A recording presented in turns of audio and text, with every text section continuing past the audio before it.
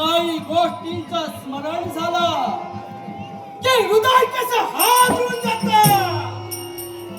बयाची आग कशी मस्तकाला जाऊन भिडते. याला कारण कोण असेल तर ते मृत्यूलोक आणि मृत्यूलोकातील तो राजकर्ता वज्रभाऊ होय. वज्रभाऊ म्हणजे मृत्यूलोकातील एक शक्तिशाली एक युद्ध म्हणत समजून गेला होता. पण ज्या वेळेला आमचे पिताश्री अर्थात वज्रघोष पाताळ गौडाचे सम्राट म्हणून ओळखले जात होते, पण त्या दीर्घ भाऊने केलेली प्रतिज्ञा कोणती असेल तर मृत्यूलोकातील शक्तिशाली राजकर्ता मी आहे आणि मला जो कोण पराभूत करेल त्याला या विश्वात महाशक्तिशाली म्हणून ओळखलं जाईल. ही घेतलेली शपथ होती त्या मृत्यूलोकातील दीर्घ भाऊची.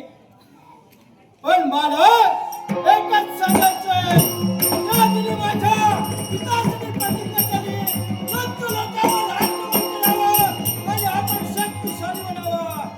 नियोजन ठरला, मृत्यूलोकावर आक्रमण केलं गेलं.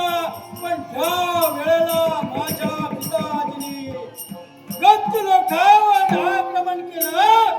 त्या वेळेला मृत्यूलोकातील सर्व राजकर्ते एकत्रित झाले आणि म्हणता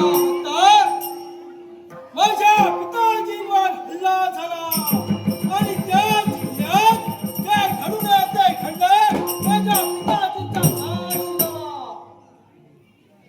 सुडाने सूड पेटला, मनात वर्णत्व निर्माण झाला आणि सूड उगवण्यासाठी आज प्रत्येक दिवस मी जिवंत करण्याचा प्रयत्न करतोय. एकालाही सोडणार नाही, प्रत्येकाचा सूड उगवला जाईल. पण ही गोष्ट माझ्या पिताजींना केली ती मला करायची नाहीये.